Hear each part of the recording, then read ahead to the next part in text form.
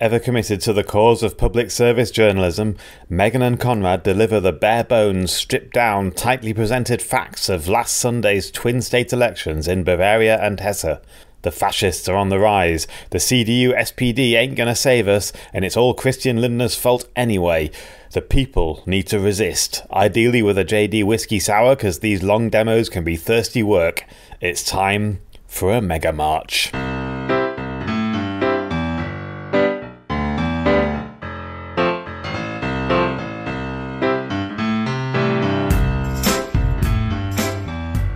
Everybody, this is Megan, and it's time for another episode of Megan's Megacan. I haven't fucked up the beginning for quite a long time. I used to be really bad at it, and I've become very professional now, I think. You have, yeah. It's good to remind yourself how far you've come. Anyway, part of the reason is we're recording on a Tuesday rather than later in the week, which is what we usually do. Yeah. And that is because we want to do a little quick episode to talk about the results of the state elections in Bayern and Hesse.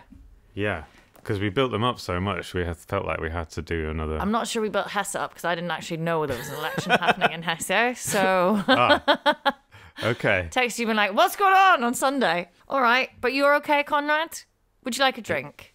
Oh, yes, please. Yay. I don't know if these are new megas. I have a feeling I've bought them, but maybe it was one of those ones where you got us different ones.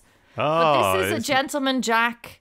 Whiskey Sour. Oh, yeah, my favourite. Oh. Don't you remember? I sent you when I saw the advert, I took a picture of the advert and sent it to you because I was so excited. Yeah. But I don't think have I tasted it? Oh, who cares? You got it once. We were rhapsodizing about the can and how it had like a rough... Oh, it does. It's Gentleman Jack, but he's not that much of a gentleman because his can is a little bit rough. Rougher on the edges? What you want in your Gentleman Jack? I don't know. Depends what... Double mellowed for smoothness. Yeah. What an absolute... Brilliant. Oh, right. Yeah. This is one of my favourite. Oh, class. Yeah. Cheers. Cheers. Ooh, lovely. Oh, it's quite good. It's not bad, is it? It's not bad. Oh, all right. You ready now? Just as well we've got a drink. Now we can... Fucking hell. So... Do you want to go straight into this? Do we want to start with... Let's start with Bayern because we spoke a lot about them last time. Okay. So let's give the people the facts. If you're not... Facts first. Us and texting each other infographics back and forth. Okay. So, Bavaria had an election on Sunday.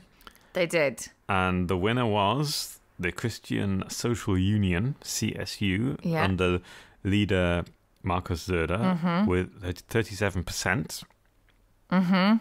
In second place were the Freie Wähler under Huber, definitely not a Nazi, Aiwanger, 15.8%. Yeah.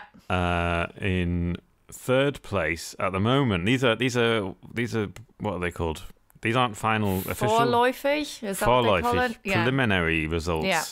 Because I think it takes a couple of weeks for the official, which makes a difference in this case because they're very close together. So at the moment, in third place is the AfD with 14.6%, and the Greens are in fourth place with 14.4%. That is close. So that could still change, and the Freie Wähler is not that much further ahead in second place either. So that's all very close. The SPD, which is let's not forget the party of the Chancellor. So should be one of the big parties. We do tend to forget that, don't we? Because he's just... Yeah, it's like one of them bigger parties. They are on 8.4%, which is really low. I mean, to be fair, they only got just over 9% last time, but still, it's like this doesn't look good for old Olaf and the SPD. And your friends and mine, the FDP, the neoliberal party of Christian... The neoliberal, insert 9. Of Christian Lindner. Yeah. They have dropped out of the... Oh, they are out. Indeed, they are, because they dropped just from over 5 to... Which would have them in. You have to get 5%. Yeah, so now they are basically a special interest tiny party. A wee club, a Verein, if you will. A Verein. They only got 3%. They lost 2%, and that is so they dropped out of the parliament altogether, and which is very sad. Obviously, if you're an FDP supporter or Christian Lindner, and then. So that was that. I mean, it was kind of like, I mean, that's more or less what people were expecting. Some people thought that because the Freie Wähler under Aiwanger, they were polling a bit higher just before the election. They were on like 17%, so they dropped down a little bit further than people expected. Well, I don't know. Right. Yeah. So go on. What are you going to say? So I think it's interesting to look, and if anyone is really into this, we can highly recommend all of the infographics that come from, where is it? They're on the Tagesschau website, so you can get everything on there. They're like literally, it'll break everything down for you. It's amazing. Yeah. If you feel like going down a rabbit hole of infographics, then tagesschau.de is your friend. Fucking whap it into you, like go for it. You can hours go by in a flash. First of all, I always like to know the turnout score because coming from a disillusioned place of politics, Northern Ireland. Okay. It's not. I think we're getting towards higher turnout scores, and I don't really know what it's like. This is 73.3%. Yeah. Which is, I think, a lot for a state election. Usually they're around 60%, unless you have a country, and that seems to be for. I mean, I have no idea actually. I'm just going on like the UK and Germany. Well, I can give you a little bit of context on that. So, please do. In the last Bavarian election, it was 72.3%, so only 1% less. So, I mean, I guess that indicates that people felt like it was going to be a close election and it was worth voting. And people had something to say. Yeah. What else? What else would you like? What other stats? Okay, so if we look at, so we talked a lot in the last episode about Bavaria. We talked about Markus Söder. He has done relatively well at the moment. He just lost 0.2%. Yeah, that's pretty stable for the CS because in the last election, the CSU lost 10%. Did they? Yeah. Oh, wow. Well, he's been kissing a lot of babies and doing a lot of whatever. So right. Between 2013... I can't believe with the swing of fucking populism that we're getting that I'm like relatively pleased with that news for Bayern, which I'm really fucking not. But... so because the difference was in 2013 was the one before, and then there the CSU were still on 47%, and then they dropped in 2018, the last election, they dropped down to 37%, which was like seen as a massive blow, and that was Söder's first election as state premier, so it was kind of like a big thing. And so the fact that he kind of held his own, all right, more or that's less, a good result for Markus. He will no doubt be patting himself on the back, probably literally, whilst tucking into an enormous bit of pork. Like, fine. Yeah. The Greens, I was like, oh God, they've lost like 3%. You said they're still riding historically high in Bavaria, but they're still like, they're waning. And I think presumably that has a lot to do with the fucking dragging of their names through the mud by the right. Yeah, so in the last election, the 2018 election, the Greens got like a massive. Where are you looking boost. at this? I'm concerned that you've got access to infographics, which I don't, and it's making me twitty. But anyway, continue. I'll just drink my. I'm just flicking between these different infographics that I got. Basically, the 2018 election was a huge triumph for the Greens. They got up to I think about 18%. Okay. And that was like +8 or something from any other, like every other election they've ever had in Bavaria before then, they were below 10. So getting 18 was like a huge triumph for them. All right. And everyone was like, oh my God, you know, like this is the dawn of the green age and whatever. And now they kind of dropped like 2 or 3%. I think, what did I say? 14 something, which is bad because they lost some votes and they lost proportionally, they lost the most, but it's still, like they can still say it's still our second best result ever, and you know, in Bavaria, and we, you know, considering that everyone keeps bashing us, and all the centre right, all the right wing parties have been like out against the Greens more than any other party, you could say. Such a fucking cynical move. I fucking hate it. So they can sort of say, well, you know, it could have been worse. Right. While we've been bashing the Greens, the Freie Wähler, who are a party that we don't really have playing a big role in the rest of Germany. Yeah, they're not represented in any other state parliament except for Brandenburg, I think. Okay. And even yes, they are popular in Brandenburg, I think. Yeah, but they're not represented. Like they've got a few more, but in Bavaria is the only place where they play a significant role, and in fact they're in the government, and they're likely to stay in the government now. And they are, for anyone not in the know, like anyone claiming to just be about free speech, freedom of thought, any of that, it means right wing. It is a dog whistle. Listen up, everyone. It is kind of offensive that they just get to use the word frei as if all the other parties. Exactly. It's free. Offensive that the CSU gets to use Christian when they're having anti-immigrant. Okay. So the Freie Wähler, while we've all been dragging the Greens through the mud because they want to, you know, stop the planet from burning, I'm not like, the Greens are not even, this is a problem.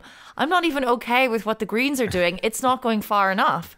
But we can't have that conversation because instead we have to talk about the Freie Wähler, who have literally had a Nazi scandal, and wherever you come on this thing about did he write this flyer in school, which has then been like probably yes, and what you think about whether he should be held accountable for that. My issue is with it that he didn't even apologise properly, or there's been no responsibility. It's this shirking of responsibility, but fine. It definitely didn't damage him in the election. No! 4.2. He's gone up. He's one of the second biggest winner. Yeah.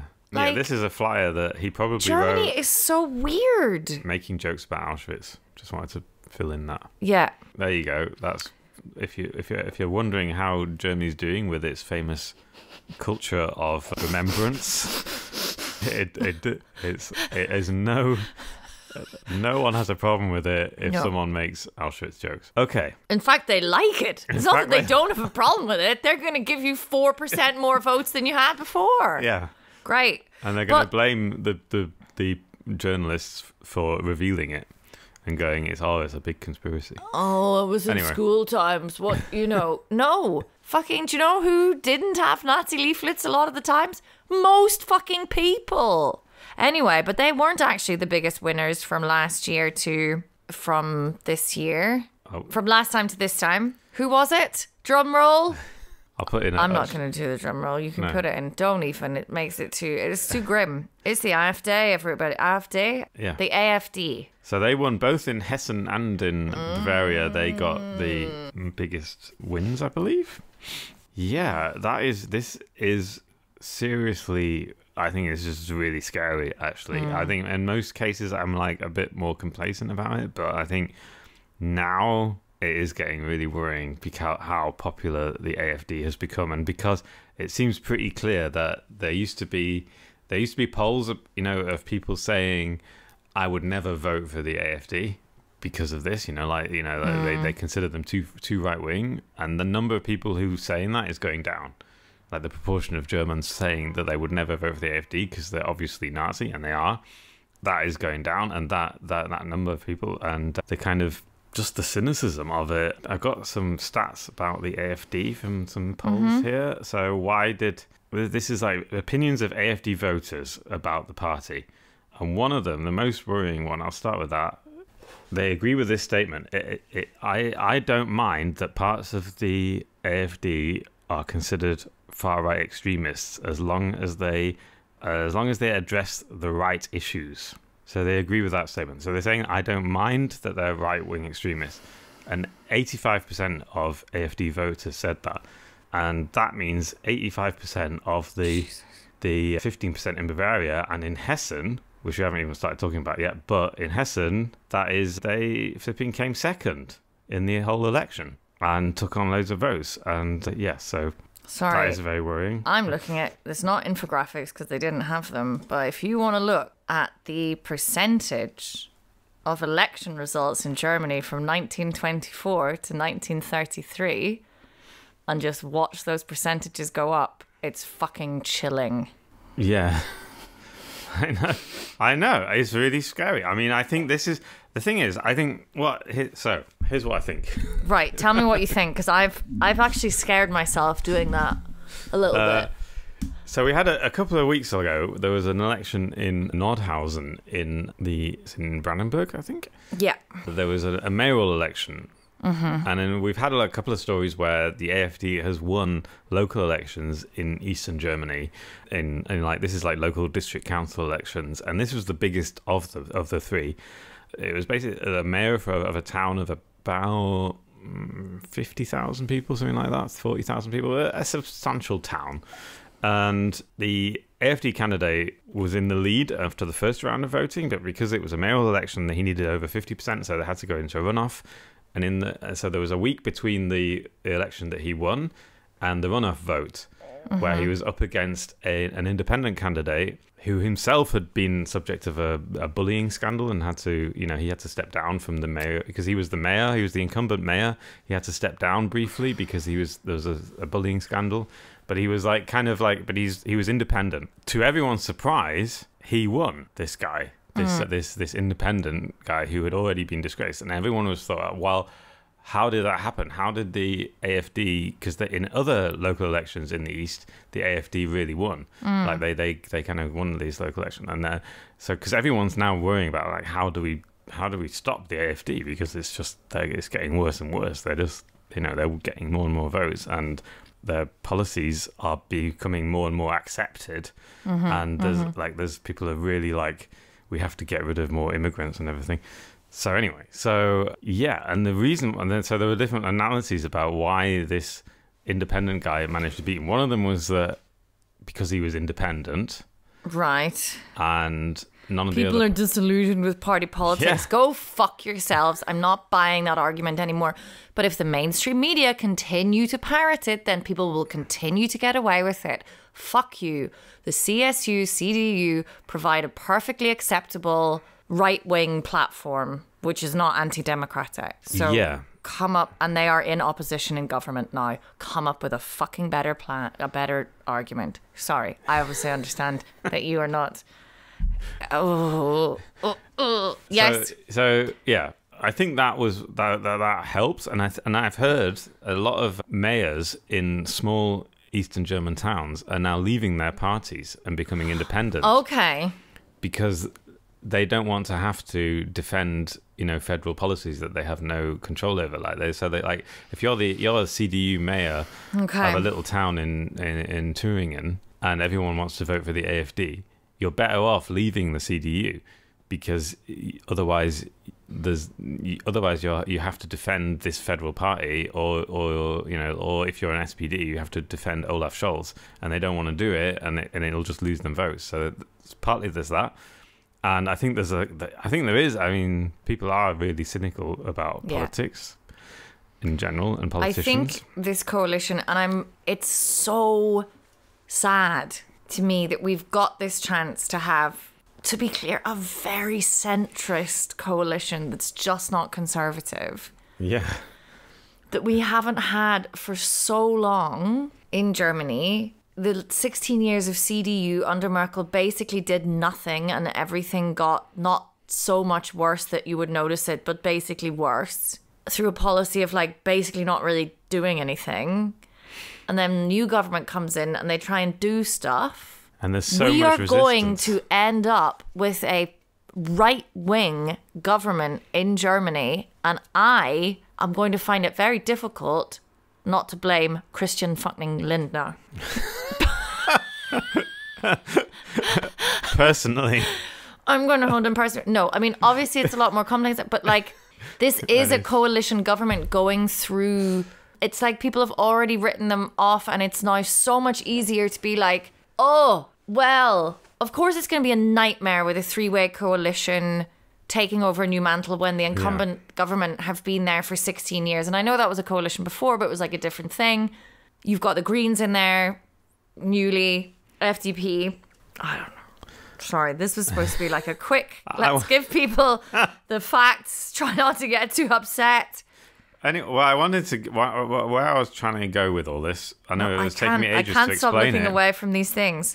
So the Nordhausen 18.3. Are we on 18.3? Sorry are we around 18% for the AfD? Because that is fucking 1930. Everybody, that's 1930. Just to give us the fucking timeline here. You're talking about Hesse.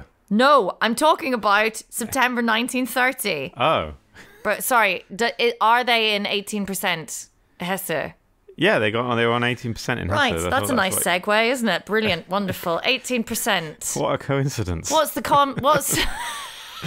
Okay. Ah! Okay. Right, so are we talking about Hesse? Yes, why not? So in Hesse, they got... Oh, it was 18.4% in Hesse. Okay, that's the AfD closer result. than 1930. Okay.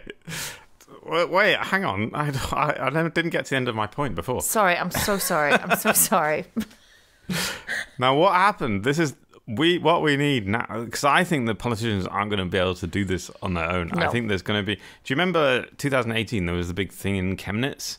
Yeah. Where there was neo-Nazis came out. There was a pogrom. There was like a pogrom. Let's be clear. And the reaction to that was that there was like 200,000 people came out in Berlin. Do you remember? Miteinander, the big demo? Yeah. It was a huge thing. Yes. And I think that needs to happen again. I think there needs to be this... We've got to the point now where the people have to rise up and do a massive demo, organize a massive demo in Berlin or in all these big cities saying, wir sind mehr. Do you remember that? We are more. There's more of us. Yes, this is true. Like, I'm shitting myself here over 18%, but that's still 82% of people who are not voting for the AfD. So, and I think it's the time has come for that again, because the AfD has become really strong now. And I think that, I think that demo did have an effect, because it did say, it did point out that people don't want this. People don't want this massive shift to the right necessarily, even if they think, oh, immigration. Like the last thing that what the problem is, what is going to happen now is that our centrist government is going to say, well, everyone's worried about immigration. We're going to have to put up border controls, in Poland and everything like that. And it's only going to help the AfD even more. I mean, they can do that and it will be fine. And they'll, it won't be fine, but it will be a policy.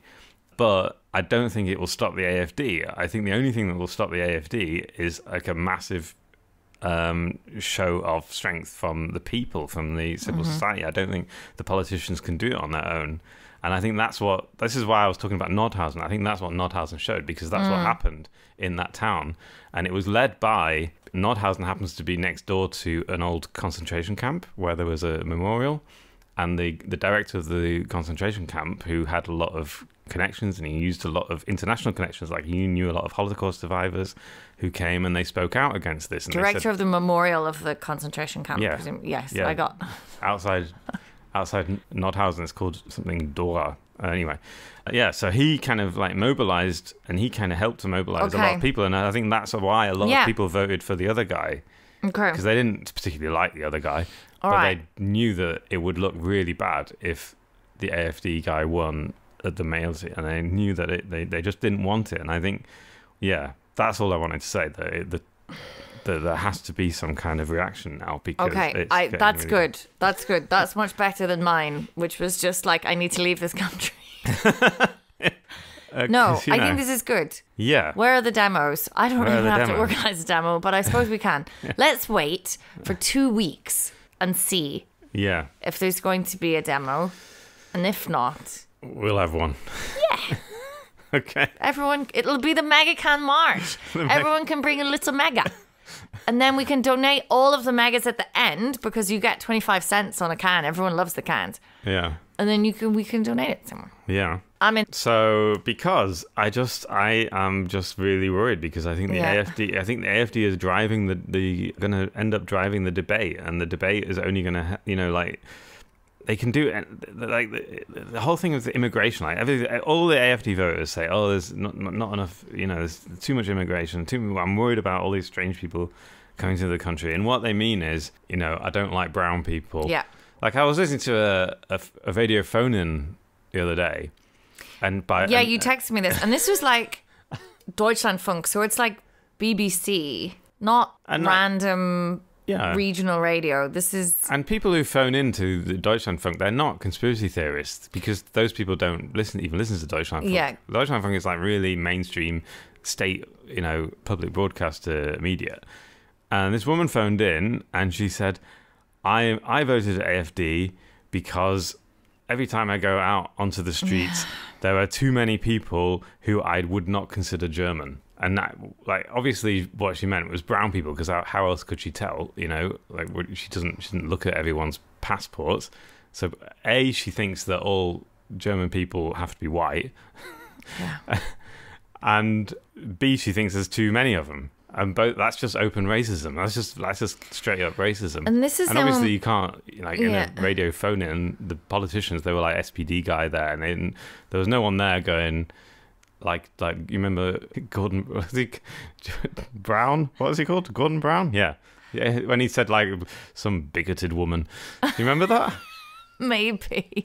Sky left his microphone on, and he got into a car and he said, "Oh God, there was just some bigoted woman," and it became like a huge scandal, and he lost the election. You don't remember that? That was a big thing. Poor Gordon Brown, what a beleaguered man. Yeah. So she was just like a bigoted woman. Yeah. And then these politicians were all like going, "Oh, this immigration." Yeah.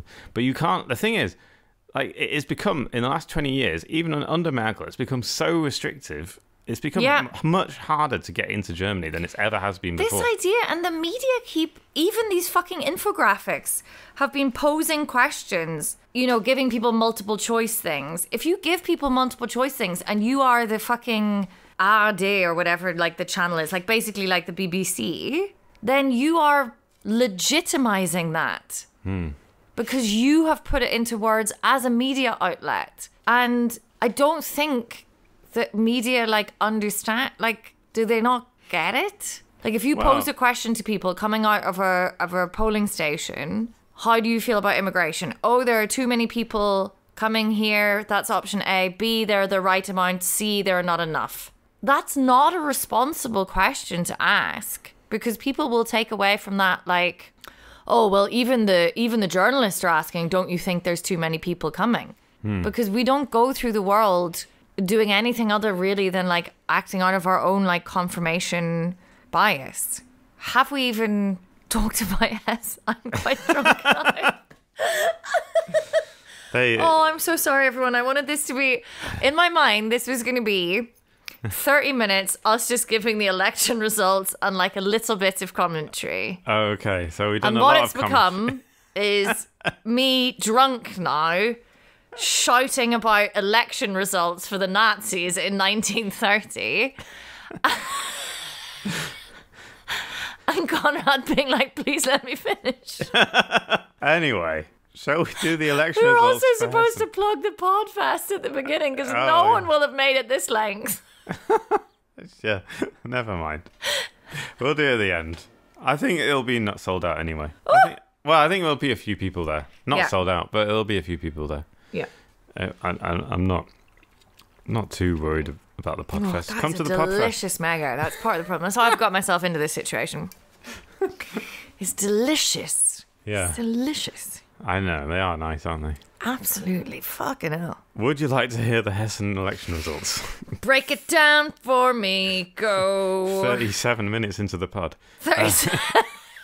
Let's just do 30 minutes. Tell them the results and get out.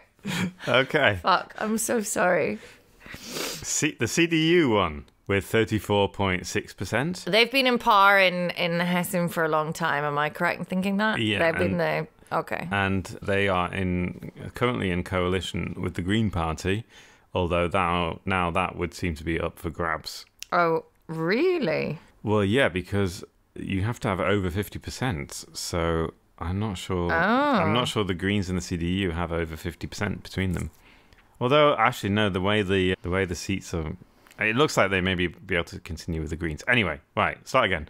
The CDU won 34.6%. AfD came second, 18.4%. Yeah, brilliant. SPD are currently in third with 15.1%, and a sliver behind are the Greens with 14.8%, and the FDP are on 5%. So very much on the cusp of whether they can join the parliament or not. And the biggest winners and losers, the CDU actually gained a lot of votes. Yeah. They 7.6% more. AFD also 5.3% more. The Greens lost 5%, and the SPD lost nearly 5%, 4.7%. Yeah. And the FTB 2.5, so it's a real like bad day. Die Linke also, poor Die Linke. Yeah, the Linke are basically have lost in both the elections. They're both way down below 5% in both Bavaria and Hesse.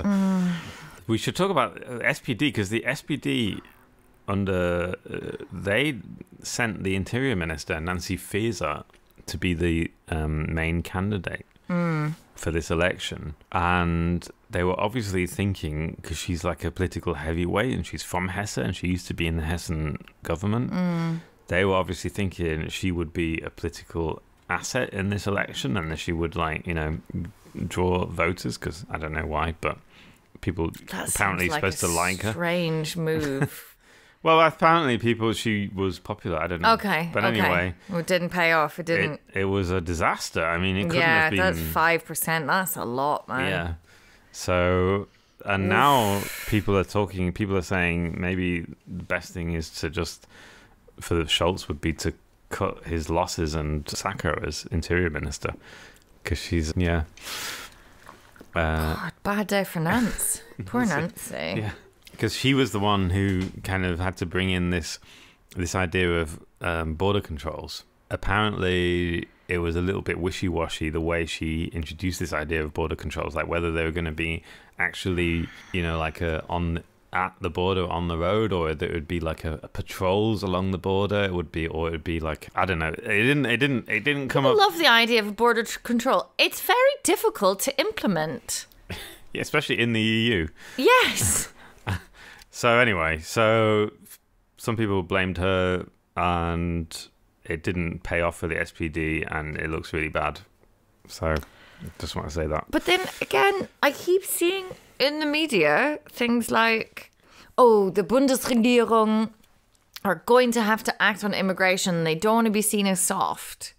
And then it's this really weird thing, like, yes, you are acting on the mandate of like all of Germany, not just your voter base, and you don't want to lose voters, but like, why do you have to pander necessarily? Like, people voted you in, you have this coalition contract, just because the media is then saying, you need to, what do you say about all this far right stuff thing? Like, can we not just have people be like, well, that's racist, we live in the EU? Or find a way of saying that's like better than you haven't had like 3/4 of a mega can. Yeah. Well, you know what I mean? Like, why... Yeah.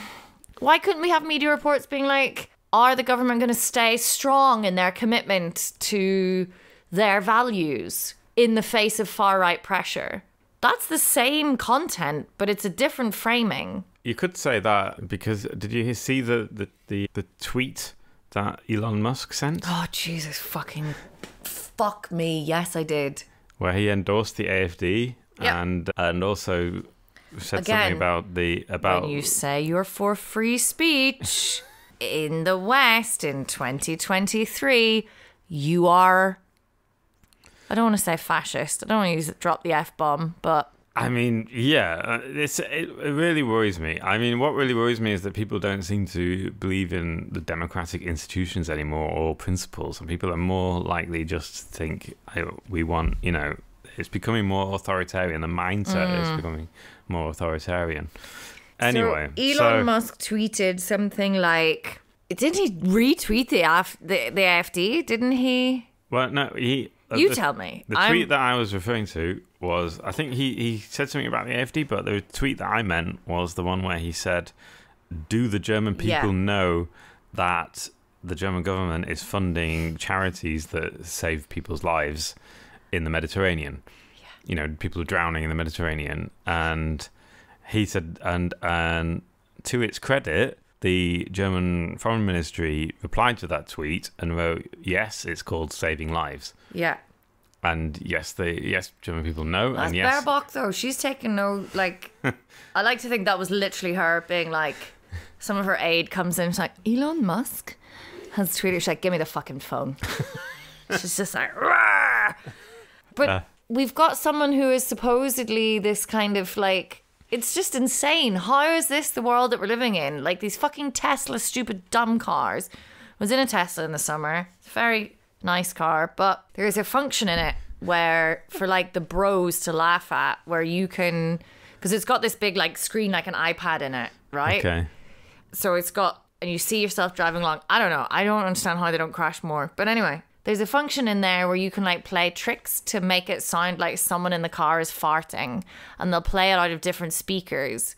Yeah, according to where it is in the thing, because hilarious. This is what the kind of highest, apparently technological minded going to save the planet. And then also he's got a farting car and X/Twitter. And it is worrying because he is literally full on in his I just stand for free speech. But are the people in Germany aware that the government is saving drowning vulnerable people? Mic drop. Which they're not. They're not. All they're doing is helping the charity. Yeah, sorry, that is doing the fucking bare minimum so that they can sleep at night. Yeah, I know.